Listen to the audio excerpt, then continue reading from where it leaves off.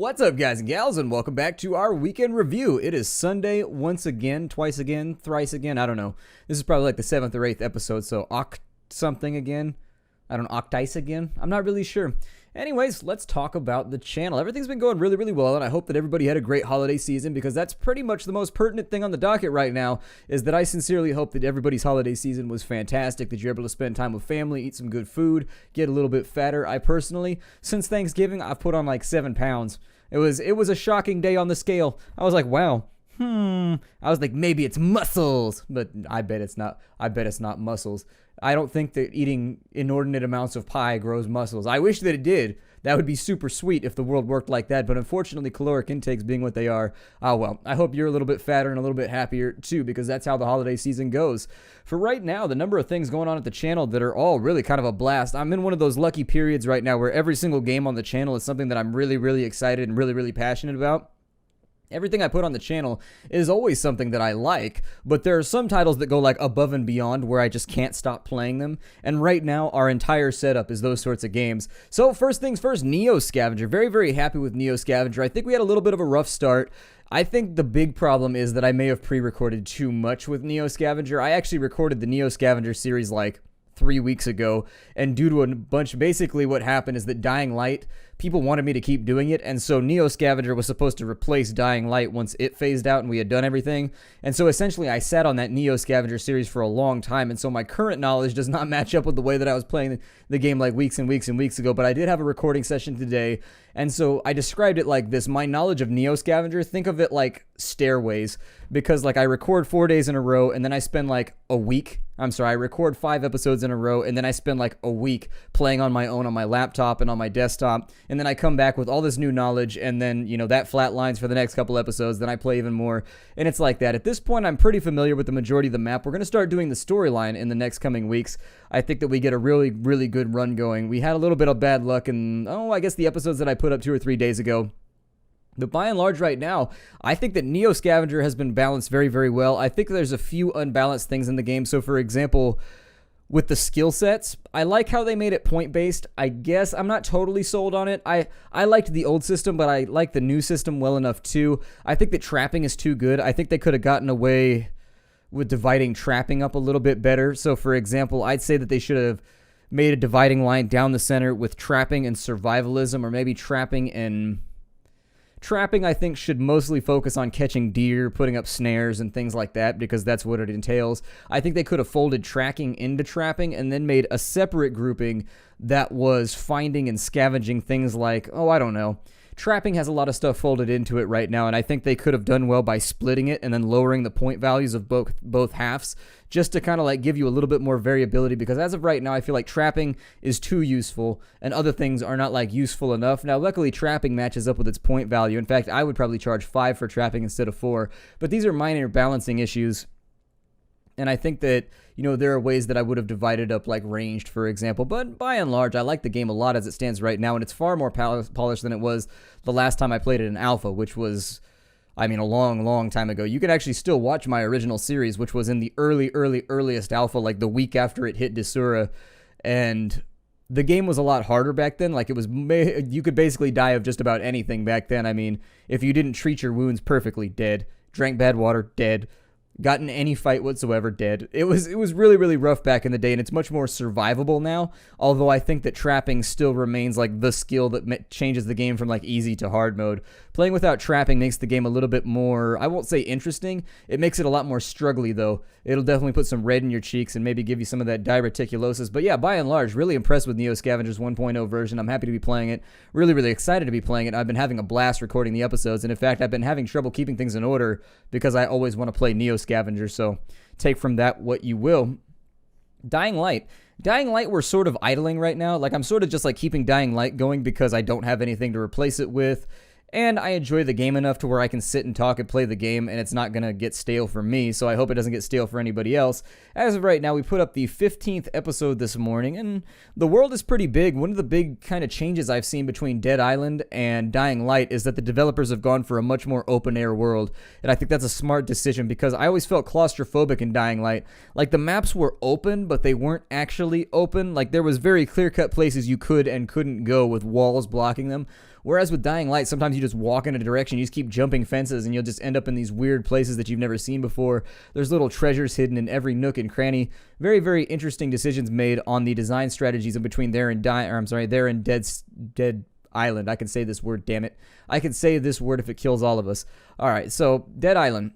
That's the difference, is I feel like they've gone for open world. I like that you can repair your items on the fly. Still not a fan of your items breaking so quickly, but obviously they've done it in multiple games now, so I think that's a design strategy that they're very much in bed with. So that's going to be a minor thing that I disagree with, but it's an easy way to keep you rotating weapons all the time and making sure that you're always trying out new stuff and swapping things out. So I do like oh my god, I don't know what it is, why I keep calling it Dead State, Dead Island, Dying Light, my god.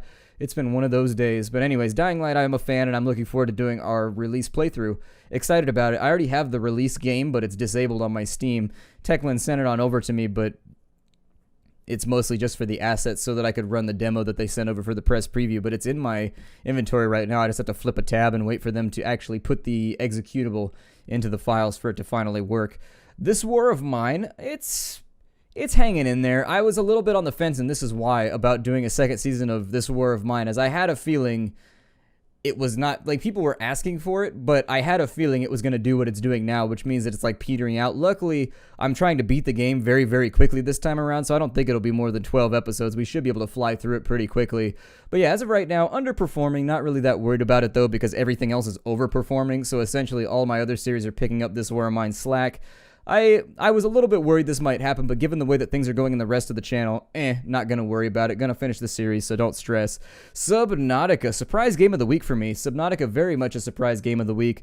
Subnautica was a game that I picked up on a whim, kind of feeling like it might get popular and it might be fun. And so I sat down the day before and started playing it, and was really, really impressed the extent to which I enjoyed the game. I'm actually fairly aquaphobic when it comes to the ocean. I snorkel and stuff like that, but once I get out to, like, the shelf, nope, no thank you. Deep water scares the hell out of me, and I am not a fan. So I was really surprised by how much fun I had with the game. The only problem is the lack of content right now. Like, I'm really, really, really chomping at the bit, waiting to see what the developers are going to implement with the game, because they're onto a lot of really, really fun things, and it's a setting that I think has not been replicated in any other game, and so they have a lot of things going for them. The crafting system, enjoyable but lightweight. The world is very, very cool and fun to explore. You find all kinds of interesting things on the seafloor. I can't wait to see how this whole thing goes, whether there's going to be ancient evidence of, like, alien technology underwater, or what's going to happen, because bear in mind, we landed on an ocean planet from a spaceship, so, you know, adding in some of those little sci-fi touches would definitely be appreciated. But with Subnautica right now, very, very cool game that I'm excited to play and can't wait to see where the development goes. And in fact, I've been running around refreshing the page on Steam. Every morning when I get up, I check to see if it's been updated. It has, but unfortunately all they did is they added containers, so they added, like, chests that you can store your stuff in. Much past that, though, the new patch doesn't really add anything. I think the next one coming up is going to add, like, this little gravitational thingamadoobie. I don't know what to call it. It's like a grav gun or something like that, where it allows you to, like, open up little singularities or something that suck other things into it, and then you can loot it. Looks like an interesting gameplay mechanic that they're going to be using, much like Half-Life 2 did, in order to, like, freshen up the gameplay and make it even more interesting. So I am excited about seeing that. I'm hoping that there's a number of directions they could go with that game, in maybe moving the gameplay towards, like, a Monster Hunter direction. There's a lot of interesting ways that they could branch out the gameplay by adding bosses and all kinds of other stuff. And I'm hoping that they latch onto that and that it happens. But ultimately, it's their creative decisions, and so I look forward to seeing where it goes in the future. As of right now, though, having a lot of fun with it. Even though there's nothing to do, I find myself just kind of, like, puttering around and swimming in the ocean, playing it every night. I'm kind of a sucker for that game. Interstellaria ended. We finally hit the end of the content right there. Another game that I'm excited and passionate about. A little bit disappointed that it finally ended, but it had to end at some time because I knew it was early alpha, so there's a surprising amount of content in the game for how far we got. I mean, the fact that in early alpha, we got out to, like, 7 hours of gameplay, and it's not even, like, 25%, 30% done yet as a total game. It's just like, wow. So the ultimate product is probably going to be a pretty hefty time sink, I think. And I do like the mixture of what FTL has going with also your away party. So it's kind of like they've taken FTL and mixed it with a little bit of Star Trek, where you have away teams and you get to go around and explore planets and find new technology. I hope that crafting is implemented at some point, fabricators or something like that, or some kind of, like, I don't know, maybe bartering system where if you find certain raw components, you can then trade them to other people for other goodies. Excited to see where Interstellaria is going as well. There are some bigger ships that we could have gathered and got ourselves into, but I felt like we had hit kind of the extent of the content right there, and the viewership was slightly waning. So I think I'm content to wait and see what happens. Probably do like a 1.0 release playthrough once it gets here. Definitely interested in doing something like that, but I think that's probably going to be a ways off. I don't know if Interstellaria is slated for a 2015 release. I don't know if the developers have gone on record just yet. You'll forgive me as I wet my whistle here. My mouth always gets dry when I do like long sessions of recording, and I'm not really sure what causes it. Didn't used to happen, does happen now. Maybe I'm dehydrated or something. But yeah, I am interested in a 1.0 playthrough of Interstellaria, so I can't wait for that to release because I think it is going to be a really, really fun game. But as of right now, I don't think the developers have any... Pretty sure they don't have any real concrete launch dates, and I'm fine with that. They can keep it open-ended if they want. Dead State. Still enjoying it. I mean, ultimately, I don't think there's really much for me to include on Dead State this week because, frankly, I mean, I've spoken my piece about it. The game is very, very buggy and does have its own issues. I think that it approaches non-linear to a dangerous extent. Like, I like the games to be non-linear, but there also has to be like a main storyline I can come back to and work on when I want to. And as of right now, I've found the lack of narrative in Dead State to be kind of one of those things that leads to me just dithering and doing the same actions over and over again. There's a lot of content still left in the game and a lot of upgrades that we haven't built. We haven't even gotten started with like the mechanic system or the science system or anything. In future episodes, we will. We pick up somebody who's very good at science soon, and we pick up somebody who's very, very good at building things soon. And so we can finally sit down and make some of the master crafted, like really nice gear that we weren't able to do before. And so I am excited about jumping into that, but I'm still waiting for any sort of emergent narrative to take place. I would give the example, for example, in like New Vegas. There's loads and loads and loads of side stuff you can do in Fallout New Vegas. When you get tired of that, though, there's a main narrative that you can come back to kind of get yourself back on track until you get bored of that. Then you can go back out and do more random stuff. You know what I mean? And that's what Dead State desperately needs. And I was disappointed to find that the developers were deleting reviews and things up off the Steam store. That sort of thing can only hurt their development in the long run. And I'm not really sure. It may have given the game a lot more exposure, but it's negative exposure. And some people say there's no such thing as bad publicity. I think there's a line. I definitely think there's a line. You don't want to bring a whole bunch of people in with negative expectations and then have to convince them to like your game. Unfortunately, they didn't really... It's a tough spot to be in because really the review in question wasn't really reviewing the game. It was reviewing the developer. And so I can see why they removed it from a certain extent. They removed it because they said it was just like attacks on the developer. It wasn't really like a review of the game. And yeah, in reading it, I could see how it was taken that way. Ultimately, though, it's the Steam store. There's going to be shitty reviews and there's going to be good reviews. You just kind of like leave them up there. And so now they sort of stepped on a landmine and they're getting a whole lot of negative attention that I think is probably going to hurt them as a development staff. I think Dead State's a good game and it's a good premise. I think the combat is a little bit simplistic. I think that sometimes it suffers from aimlessness, but if you wanted a zombie RPG type game where you could build a base and run around, it's one of the better ones out there. I mean, there's not a whole lot of zombie RPGs around, so it's one of your only options. And so hopefully, I mean, I hope the game does okay. I mean, and it's sort of a selfish assertion from me because I want more zombie RPGs to get made. Like, I'm tired of I'm tired of like action zombie games being made and like strategy zombie games being made. I'm a big fan of like RPGs that mix genres together, and so I'm hoping that this doesn't like soil and make nasty the entire genre, and I doubt that it will. Somebody will take a clack at it, but I don't know. I like Dead State for what it is, but I've been blatantly honest about its flaws as we've been playing through it. I've tried to be very honest about that because there have been a number of times in the past where there are games that I'm really stoked about, and I sort of just like, when bugs happen, I say that we got a bug, but I kind of just like move on, and people have accused me of being disingenuous in that way sometimes. And so I've been trying to work on that and make it so that when bugs come up, I draw attention to them. I talk about the bug, why I don't like the bug, why the bug affects our playthrough, whether it's a minor or a major bug. And, you know, that's all part of the development process of me getting better at what I do, too. I'm not professionally trained to review games or do any sort of journalism. And so when I'm passionate about a game, sometimes I just don't notice things, or I just kind of fly through and I'm like, oh, there was a bug, but oh well, we're still fine. With Dead State, I think I've done a much better job of not being negative about bugs that happen, not like being bogged down and being frustrated, but at the same time drawing due notice to the fact that like bugs of this nature should not be in a finalized product. Some of these bugs are very, very major things that actually change the outcome of your gameplay. and so they need to be addressed and handled. But by and large, I've enjoyed Dead State, and I would recommend it to Zombie and Romero fans. If you've been looking for some kind of RPG that has zombies involved with it, it's a decent call. I mean, I've been having a blast with it. But right now, there's not a whole lot else going on. We didn't get a weekly indie newcomer this week, and that's due to the fact that Christmas landed kind of like at a weird spot, and then I just sort of forgot about it. I mean, I could try and sugarcoat it and lie to all of you, but I'm not gonna. I'll just be like, Christmas was the day before, and usually I record weekly indie newcomer on Thursday.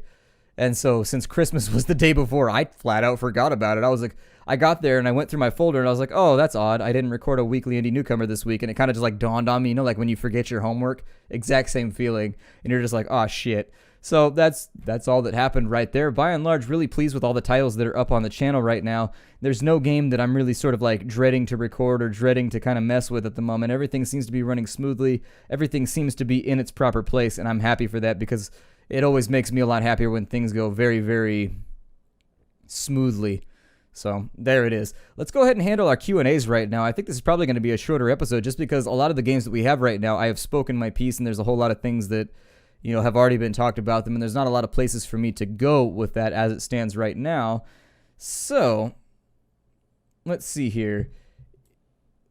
If I use a YouTube downloader and I want you to get paid, is it enough to just start playing your video that I downloaded? I don't know. I have no idea how that affects anything. Honestly, I would rather have people watching the videos than getting paid to watch the videos. So, for example, the little ads that run at the beginning of the videos? Those are what YouTubers get paid by. And I say this because I prefer to be transparent because I think a lot of YouTubers are scared to talk about the way that they earn their living on YouTube, and I would rather just be straightforward about it and tell you exactly how the system works. Essentially, at the beginning of each month, my channel is auctioned off to advertising firms, and based on where my channel is auctioned off to, I earn a certain amount of money per 1,000 views on those little ads that come up on the beginning of videos, and the amount you can make varies depending on the time of the year. So, for example, December is the best time of the year, January is the worst time of the year based on the way that corporations and advertising firms allocate their budgets. So, for example, you make less than minimum wage in January, but in December, you make really, really, really good money on YouTube, and it just kind of varies. By that token, you make a lot of money in July. You don't make a lot of money in October. Those are the different months that kind of suck and consistently are good that I've noticed out throughout the last couple of years.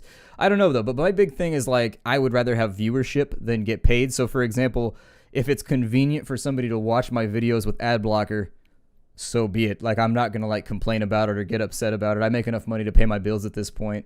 If it makes it convenient for you to watch with ad blocker, then okay, like, I'm not going to be one of those people that rails against it. I will say that it does affect the way that YouTubers get paid. So if you support a channel, you should whitelist it. But if it's like the tearing point between you watching my videos and not watching my videos, I would rather have you watch my video with ad blocker than not watch it at all. So I don't care. Whatever. I don't know. In the case with that YouTube downloader, I don't know. Does it show an ad when you use the YouTube download? I'm not really sure how that works. That's not a system that I'm familiar with. I can't really give you a conclusive answer right there, unfortunately. I'm outside my pay grade, unfortunately. Let's see here. Splattercat, what do you think of the Korosami ending? Do you even know what I'm talking about? I have no idea what you're talking about, but I have Google, and maybe that will help me. What is Korosami? Maybe it's something that I know of, but I just haven't, like, figured out. No, it looks like an anime that I'm unfamiliar with. Yeah, it's an anime that it's something that I'm unfamiliar with. I'm not really sure. No clue. Oh no. I've got my safe search on Google right now, so I'm not sure that I'm actually Apparently Korosami is canon, whatever it is. No clue. But yeah, I have no idea. Never heard of it, not familiar with it. The quirky visuals ruined Hardland for me. That's more of a declaration than a question, but I could see, graphical styles, that's really kind of comes down to the person. When you make the choice to use a stylized graphic set, you're making a concrete decision that some people are just going to hate your stuff. I think that, actually, I'm not a big fan of photorealism, to be honest. I used to be a hater of photorealism. I used to hate it all the time, and I've actually come around over the course of the last couple of years. But that's because I think photorealism has gotten a lot better over the last couple of years. Like, photorealism in 2007 is completely different than photorealism in, 2014. And I think that photorealism has grown on me now because things have started to look so realistic, and they have such amazing, like, HDR effects and bloom effects and things like that I'm coming around. But back in, like, 2006, people were like, photorealism. I was like, that more meant that it was going to be really, really kind of like, not pixelated, but it was going to be sort of like blocky, and it was going to have no real art direction, and so I was actually against it back then, but I'm coming around. But yeah, when you make the decision as a developer to go with a concrete graphical art set that is stylized and has kind of quirks and things like that, then yeah, it's going to put some people off their lunch. I can respect that. There are graphical designs that I absolutely loathe, and I just like can't stand, and I will never play a game that just like has those in them because not a fan. Like, I just don't want to look at something that ugly for that long because in my subjective opinion, it's ugly. But other people, that doesn't stop other people from loving it, nor will I hate on other people for loving it.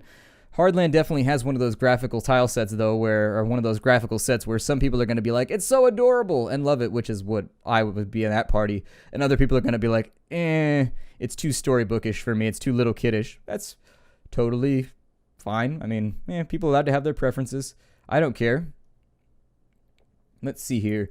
Nightshade says that Dead State does pick up more plot as you get more survivors and their interactions get more complex. Okay, well, that's kind of what I was hoping for. So, thank you for pitching in and letting me know that maybe in the future we're going to see a little bit more storyline. I do appreciate it. It helps keep me motivated, I guess. Let's see here. I got to track down a few more questions. Let's see. Well, nothing. It's not really a question right here, but somebody has said that they appreciate the fact that I produce LPs because that's the way that they consume video game content. They don't really like play a lot of games because they don't have free time. However, they can watch LPs while working on other things, and that's actually what I do as well. That's the way that I consume LPs. I almost never watch LPs in my free time. Typically, I find that LPs are actually best like when I'm editing. Because LPs, let's be honest, LPs are kind of like an odd source of entertainment. LPs don't require like a huge amount of your attention span in order to function unless you're playing something like Crusader Kings or like one of the grand strategy games where the viewer is invited to offer their conflicting opinions as to the way that the player is playing the game. I'm trying to fix I got a slipper on right now and I'm trying to fix it. If you're wondering while I'm like groping down underneath my chair, I'm trying to fix my slipper. That's right, I'm one of those guys. I love slippers. Even my shoes that I wear outside are slippers. I wear these shoes called Crevos, which are basically like suede slippers with like a wool lining that you can just like slip onto your feet real fast and like walk around outside. Totally. I do that every time. But yeah, that's actually the way that I take care of my LP watching too. I've limited my LP watching now is down to like 2 or 3 channels. Before I started LPing, I watched a lot more. And actually, when I was in college, I watched a huge amount of LPs because I was always doing homework. And LPs are the light kind of commentary and the light kind of like video log type dialogue that you can just like follow out of the corner of your ear while you work on something else, and you can just like mentally visualize what's happening on screen, or in the few cases that you want to look, you can just look over at the screen real fast in between working on your math problems or whatever it is, and just like look and be like, that's kind of funny, and then go back to working. That's how I consumed LPs too, as while I was working on other things. But there is a question at the bottom of this whole thing. Let's see here. Does the gaming community need or want a proper pre-recorded Let's Play aggregator and organizer, or does YouTube meet gamers' needs? So what he's asking right here is YouTube meeting our needs as content providers? Like, do they do a good job at packaging together all of our content, or is another website something that we need in order to properly not remove LPing from YouTube, but to give YouTube the proper to give Let's Plays the proper platform that they need as a separate, form of creation, I guess, or artistic creation. I'm not really sure if it's at that point. I don't really know if LPs have yet approached the point of artwork. There are some very, very well created LPs out there that I say, with all the editing that they've done and everything, that yes, definitely they're approaching creative artwork, but like stuff like I do, I don't know. I don't see it as being artful. I see it as just kind of like me chilling out for a little while, inviting you guys into my house to play video games. I'm not greedy when it comes to being called an artist. I'll take whatever like people want to give me, but there's a number of those websites that already exist. One of the ones that I'm familiar with, I don't use it, it's called GameWisp, and essentially what GameWisp does is it focuses only on LPs, and so it's a website where YouTubers can go and they can sync their account with GameWisp, and essentially it gets rid of all the clutter of everything else on YouTube so that there's only LPs on this website. So on GameWisp, you would search for like Don't Starve, and it would show you like the top 50 returns for Don't Starve. Like IGN would not be on GameWisp because it's not an LP. So all of the bigger guys are sort of like eliminated from GameWisp by nature of the fact that once you get larger, some of the content is not quite as recognizable as Let's Playing anymore. It might be like previews and things like that, but it's not quite there. GameWisp is only for like long play LPs, like people playing 30-minute bursts of a video game or doing like 7-minute montages of League of Legends. Like basically only gaming video goes on that site. No video logs, no anything else. And those sites do exist. I haven't used them because nobody as of yet has made a convenient way for me to retag and re-import all the information from my videos. And so how it works right now with GameWisp is that like I make an account on there, I sync my YouTube account, and my old videos, I then have to go through and like retag them and redo all the descriptions and all the items for GameWisp.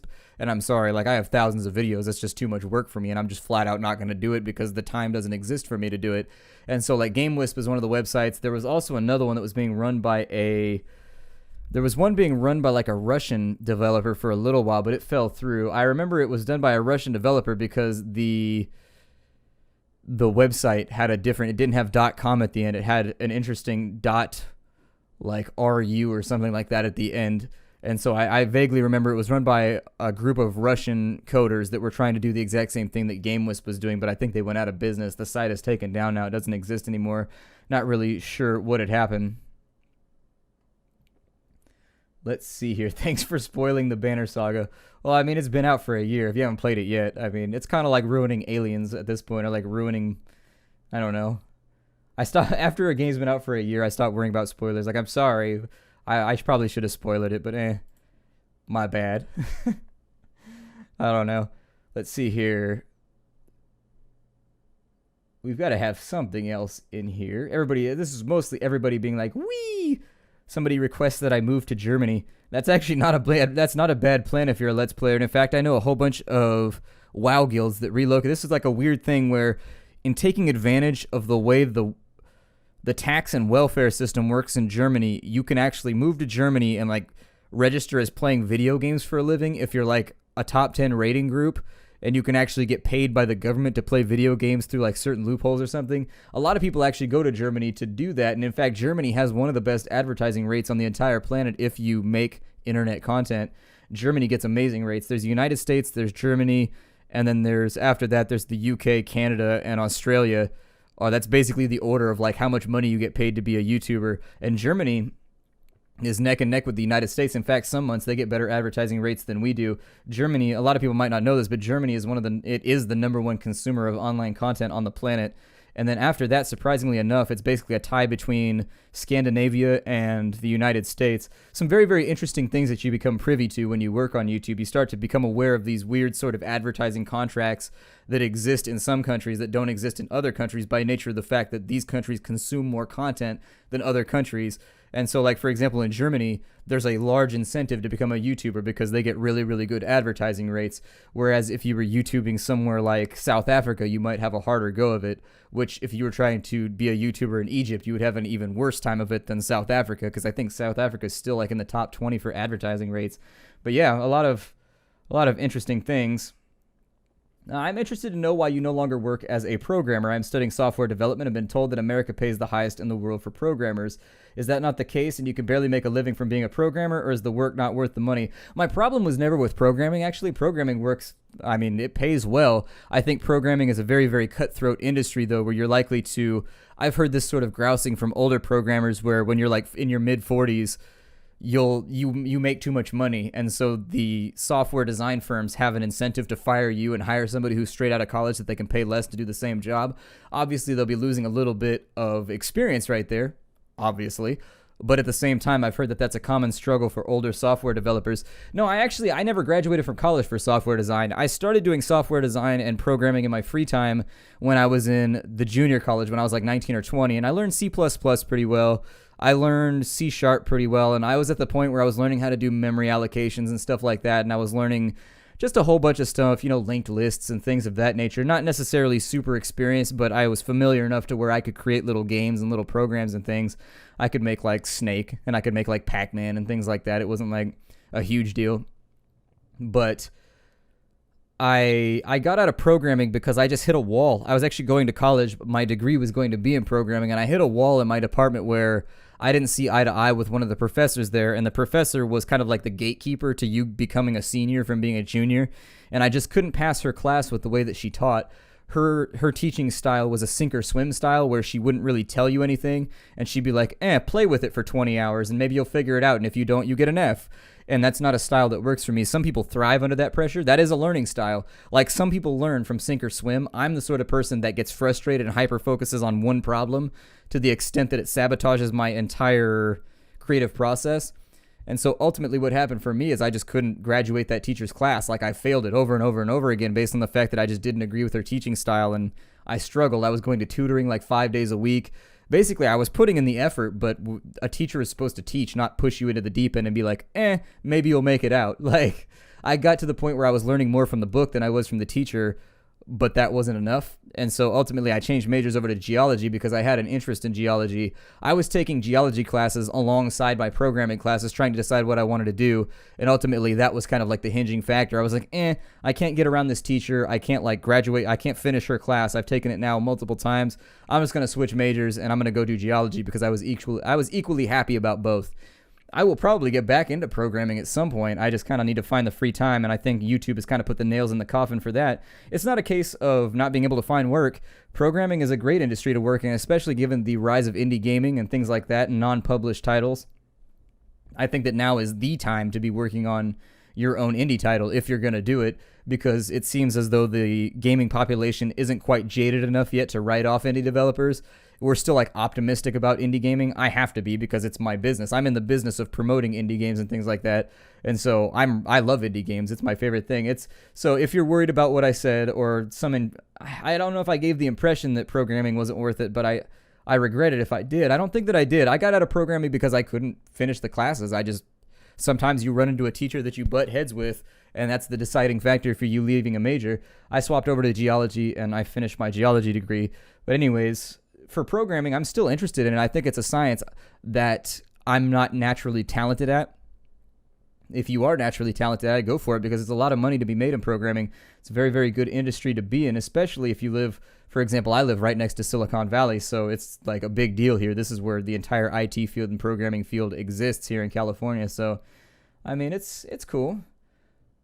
You mentioned a few times you used to be a musical artist. Do you have recordings of your work? If so, would you consider sharing it? Ultimately, I think that's something that I've put into my past right now. It's not something that I'm really interested in digging up or dredging out. It's kind of like I don't know. It sounds kind of lame to say, but it's just kind of like open wounds that I feel like they've been healed at this point. But I'm not really interested in like picking at the scars. You could find my music out there if you're especially industrious. You'll be able to figure it out. Through Google. Through Google you'll be able to find it, but it's not something that I'm going to shine light on because I don't enjoy thinking about it. So anyways, you can see my new music. My new music is up on the channel, the stuff that I've worked on in the last year or two, but mostly my taking my leave from the metal music industry is something that I've kind of shut the door on. It's not something that I'm super stoked about talking about. I'll talk about it.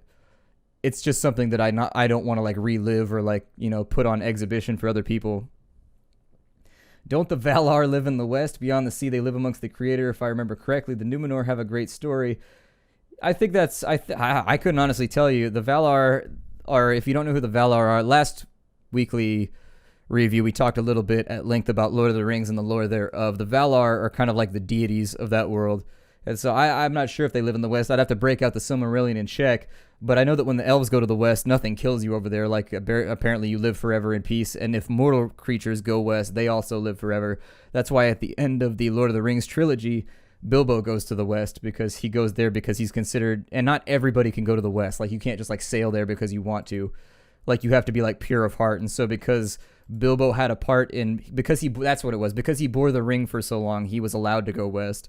Because it was a burden that no one else in Middle-earth could bear. And so he was rewarded by being able to go west and become immortal or something like that. I vaguely remember it being something like that. Is there a new Warhammer game? Yes, there will be a new Warhammer game. This week, actually on the 6th of January, Warhammer Quest comes out, and we will be playing, because Warhammer Quest is a near and dear game to my heart. It's one I used to play when I was a kid. It's a board game. It'll bore some people, but you know what? Meh. I don't care. It's a big deal to me, and so I'm probably going to play it. It would sort of be like if they ever made a digital rendition of Prophecy, which is another one of my favorite board games. If they ever made a digital rendition of Prophecy, I'd be super stoked. Or a digital rendition of Arkham Horror. That's like awesome right there. Let's see here. What happened to Mordheim? The reason I found your channel was because of Mordheim, and since then 2 new warbands have been released. I'm waiting on Mordheim. I really, really don't enjoy doing like 2-episode series. I do it every now and again just to show things off. My nose is itchy right now. I've been having allergies all day. I woke up with an itchy throat and my nose has been itchy all day. It's weird because we're in the middle of the winter and it's raining, and so allergies shouldn't be a problem, but I don't know what it is. Something's been bothering me all day. I've been like sneezing and I'm not sure what's going on. I don't know if maybe the people upstairs, I'm not sure. I have no idea, but I've been having allergies all day. Mordheim, ultimately, there was only the 2 armies, and so I played those, and I showed those off because I wanted to show what the game was for people that might not know what Mordheim is. And so I'm waiting for Mordheim to reach a state where there's actually like a campaign where you can get equipment and you can get armor and you can get new weapons, and, you know, once it starts fleshing out a little bit more towards what the board game is and also what the video game is that the development team wants to make, then we'll revisit it. But for right now, I've got it on hiatus until ultimately, you know, it comes around to the point where I can do like a big 20-episode series on it. Let's see here. Do you listen to Opeth? I do not. I have a friend that's a massive Opeth fan. Like, he's seriously like the biggest Opeth fanboy ever, but I haven't really ever gotten into them. I don't listen to metal a whole lot anymore. To be honest, the large majority of everything I listen to now is either ska or hip-hop, which is kind of a weird crossover, but yeah. When you start playing board games, will you play Space Hulk? I don't know. I think if I ever play board games first, I've been trying to get it together, and I've been kind of thinking about it. I had a really good month in December, so I might have like an infusion of cash to start getting some of the things I need in order to set up a studio and set up a location where we could film things like that with a nicer camera, because you can't do it with something like a GoPro, I don't think. I'm going to buy a book on, you know, I have a friend who's a cameraman. I was going to talk to him. He's a cameraman in Hollywood. I was going to talk to him about some basic tips for filming, some rules, because I know nothing about photography or filmmaking whatsoever. And so this would be kind of a major undertaking for me. I have the people in mind who I want to do it with in my hometown. I have 4 or 5 names on a list right now who I haven't approached yet, but I'm sure they would be receptive. And then, you know, I've kind of thought about how we're going to divide up the spoils when we make these videos, because that's obviously, if you've never worked with a group, be very, very careful about the way that you work with a group, because money will destroy a group of friends faster than anything else. Don't work with your friends. Don't, you know, be very, very careful. Make sure that you've got it all on paper and that everybody is satisfied with the contractual arrangement, because one of the things I found when I was in a band is that once money comes into the situation, people change, including yourself. I don't want to be a hypocrite, so I'll be like, yeah, I changed once money became involved with the whole thing too. Money's an odd thing that really sort of starts to, it's like warpstone. It corrupts everything it touches, to be honest. So let's see here. What was I talking about? Oh, yeah, board games. I think the first board game that I would more than likely play would probably be Prophecy, because it's a game that I'm very, very passionate about. It's a game that I enjoy a lot. It's a simple game. It was made in... Who made Prophecy? A lot of people don't know this, but a lot of board games are made in Eastern Europe. Like, seriously.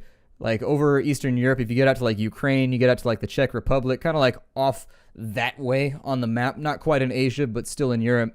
A lot of board games are still made by Eastern European companies and developers. That's actually like their forte. Almost everything that comes out in the board gaming world is from Eastern Europe somewhere, you know, or from like Greece, or from, you know, somewhere out further to the east. Anyways, Prophecy is a game that was developed, I think, in the Czech Republic, and it's one of my favorite board games of all time. I can play it over and over and over again. It's such a simplistic, yet at the same time, it's not simplistic in like a, it's easy for stupid people type of way. It's simplistic in the way that they've taken what should be complicated and they've streamlined it down to its very bare bones components. And they've got it down to just like the perfect amount of RPG, the perfect amount of dice rolls, the perfect amount of like moving around a board and like adventuring and doing all those things. A very, very good adventure game, and I enjoy it a lot. Some people I've played with have said it's too simplistic and they don't like it, but I enjoy it. For me, it's like the perfect point. I also like Arkham Horror, so Arkham Horror might happen. I don't actually have a copy of Space Hulk, so I would have to track one down somewhere. I've got a friend that runs a game shop here in town, so I can go ask him if he can order it for me, or if he's got a line in on it. Worst case scenario is I could jump on Board Game Geek and I can, you know, barter and trade with somebody, you know, break out the chickens and goats and see if I can get one. But yeah, I'm excited. It's a thing that I'm passionate about, and it's something that I'm excited about getting back into. I haven't played a board game in years, but I still, every now and again, when I go on Board Game Geek or I go over to Tom Vassel's website, the Dice Tower, I feel that yearning in my tummy bits to play, you know, a game every now and again. Let's see here. Let's see. That one's not really a question. That one's more declarative. So, probably skip over it real fast. If you had the skill, time, crew, and budget to make the perfect game, what and how would it be?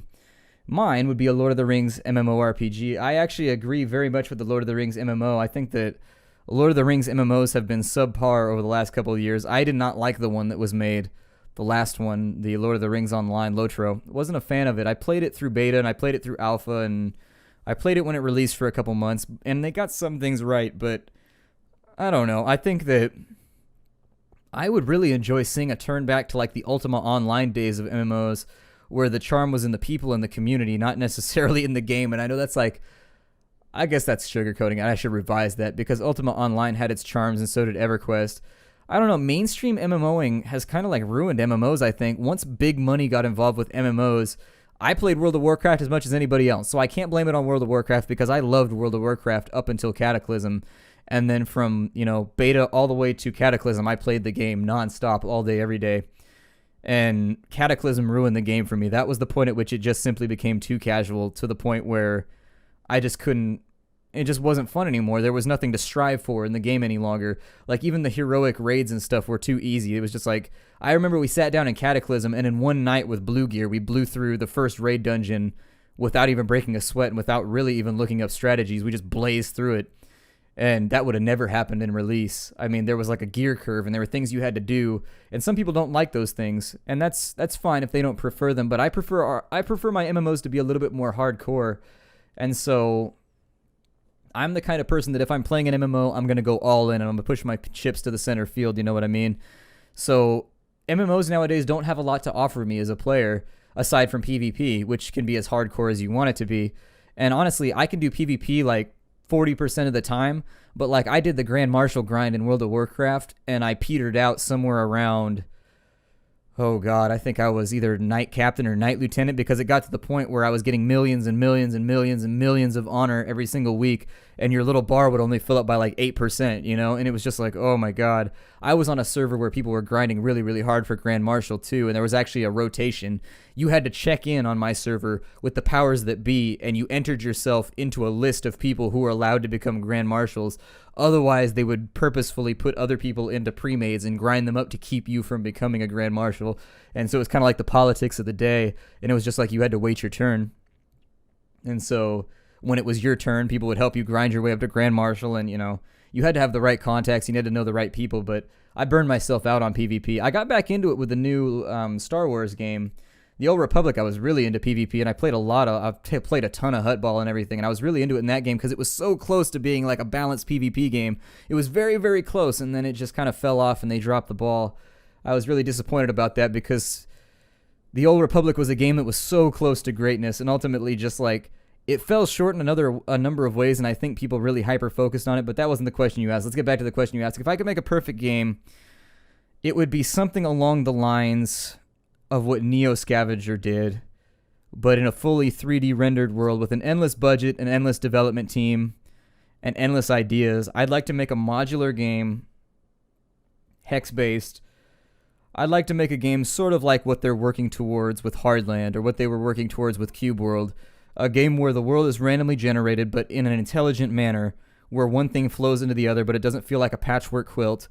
At the same time, the quests would be randomly implemented, because if you read fantasy novels, the quest is never important. It's the journey of the quest. Like, the quest is there for your characters that you enjoy in fantasy novels, whether it be Dragonlance, or whether it be Forgotten Realms, or Shadowrun, or whether it be the Black Library. The quest is there, but the quest is typically inconsequential aside from like a foot to push you out of the door. The stuff that happens along the way is what makes it very, very interesting, which is why Gotrek and Felix has always been one of my favorite stories, because Gotrek and Felix has no storyline. The goal of the book is for Gotrek to die. His goal is that his family is dishonored, and so in Dwarvish culture, he has to go out and die in the most glorious way possible to make up for the fact that his family has been dishonored. And so he shaves his head, he gets a bunch of tattoos, and becomes a slayer. That's what happens in dwarf culture, is you get dishonored, you go out and you slay monsters until you die. And the bigger the thing is that kills you, and the worse of a black eye you give it, the more you redeem your family. And so there is no storyline aside from that. Gotrek goes place to place and just hunts down cultists and tries to die. And the interesting stuff are the things that happen along the way that allow them to find the next part of the journey. And I would like to make a game that's like that. And I think that Hardland is onto that. I think that Cube World is onto that. Kind of those procedurally generated quests that you find along the way. There's nobody running up going, oh my god, your princess is in that castle over there, to draw on old tropes. It's just like you find a key in a chest, and the key has like a cryptic piece of paper attached to it. You got the chest happenstance. You were just exploring a dungeon, and you found this key in a chest with like a cryptic word or like a set of runes etched into it. And so now you have to figure out what the hell this thing is. And so you take it to a town, and you talk to a guy who's like maybe like a pawnbroker or something like that. He's like, I know this is ancient, but I'm not sure what it is, but I can refer you to a guy. That quest, when you're on your way to find the new guy, maybe you find like something else along the way, like a scepter or something. And you know, these series of events, or you meet someone that's in distress and they agree to travel with you and help you on your quest if afterwards you'll help them on theirs. Like weird things that are not necessarily a narrative but emergent gameplay are what I'm really interested in. And I think right now, games are very much attached to the storyline.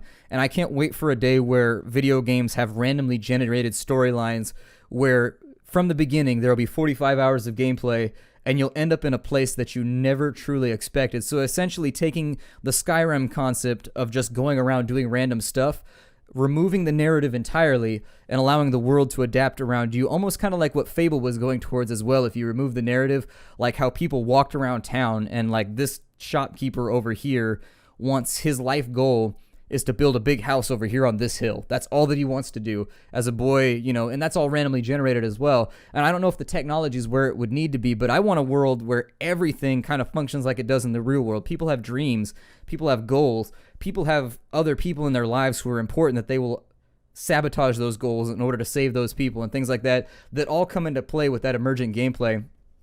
I would love to see an RPG along those lines, essentially something that's sort of like a digital dungeon master who creates, the digital dungeon master will see things that you've enjoyed, will adapt them, and then will create things you enjoy even more by trying out new ideas, kind of like a Pandora. You know how Pandora music listens for things that you like, the subtle componentries of music that you end up enjoying and loving?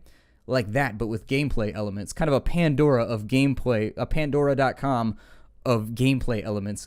Sort of like what they were going after with Left 4 Dead. Left 4 Dead has a game master. I don't know if a lot of people know that, but the game master watches your moves. It's an internal game master, and it messes with you to see what you'll do. If it sees like a weakness in your strategy, it'll sort of try and exploit that. If it knows that jockeys are like the bane of your party's existence, it'll rely on jockeys more to kind of mess with you and force you to make your gameplay better. Like that, but less antagonistic. Instead, the GM's job is to make you have fun. If you die along the way, that's fine, as long as you had a blast doing it. But I want there to be like a digital game master that identifies the individual things that you like and then puts things in front of you that allow you to keep doing those things. So if it notices that you like crafting a lot, it'll start putting more crafting-related quests in front of you. If it sees that you focus really, really hard on the crafting quests that have a little bit more combat, it'll tweak the balance a little bit. It'll mess with the pH of the crafting versus combat mix. Or if it notices you like exploring, but you also like crafting, you know, I think you've probably got my point right now. Kind of like a digital game master that just sort of, his only job is to make your game more fun and to create random events that drive you forward. I would love to work on a project like that. When I was into programming, my ultimate goal is that I always wanted to either work in biometrics or I wanted to work in AI development. Never got there, but you can see right there, I got real passionate about that all of a sudden, where programming that game master would be something that I would be very much interested in as part of an engine, and then you could just use that endlessly in any real world that you wanted to make. But yeah, since you like Interstellaria so much, what are your thoughts on Perihelion Interactive's The Mandate? I took a look at The Mandate, actually. I remember looking this up after I read the question a week ago, and right now it looks a little bit rough, but let me refresh my memory real fast by jumping into Google. Oh, yes, this is the crew manager where you're a captain and you manage. I'm actually all for this game. I remember looking at it and it looked very, very cool. I'm also more interested in the sociological aspects of space travel and in dealing with the chain of command and stuff like that. And so something like The Mandate looks very, very interesting to me. If you're into things like FTL and if you're into things like Interstellaria where it's more about the crew and the journey than anything else, or if you're into Star Trek, the big thing that I always say that distinguishes Star Trek versus Star Wars, the long-standing battle between kind of nerd culture, Star Trek has always been about the crew, whereas Star Wars is about certain heroes doing certain things, following them through the universe. Star Trek has always been much more, the captain is kind of the hero. They're the linchpin, but there are episodes about the second in command. There are episodes about these various people and how they interact with the world and how they interact with other events. If the crew wasn't there, Star Trek would be uninteresting, utterly uninteresting. Whereas with Star Wars, if you got rid of a lot of the supporting characters, it would still be pretty interesting. I mean, it would, because it's not about the supporting cast in Star Wars, in my opinion. It's always about whoever the universe is currently centering themselves on, whether it be Mace Windu or whether it be, Cade Skywalker or whether it be, Darth Krayt or whoever it is. You can tell that I read Star Wars comics and anyways, legacy comics, but by and large, I think that that's what distinguishes it, and I like that very much in Star Trek, that vibe of where it's not about individual people on the crew, it's about all of us and how we all survive this individual thing. Obviously, I think they tend to focus more on Kirk and, some of the main characters, but still, without the crew, Star Trek would lose something that I think Star Wars would not lose in its supporting cast. So the mandate looks very, very interesting to me, and I recommend everybody check it out right now. I think it's Kickstarted already. I'm not totally sure, but anyways, it looks pretty cool. And I'm excited. This is going to be the end of our weekend review. I had fun talking. Every single time I think I'm going to have like a boring weekend review, I end up reading your questions, and the Q&As end up being a lot of fun. So anyways, I look forward to seeing you all. I hope you have a wonderful Christmas season or holiday season, whatever you celebrate. We're going into the new year soon, so I hope you have a happy new year as well. We'll check back in after that, and I'll see you all next week. Hi to everybody.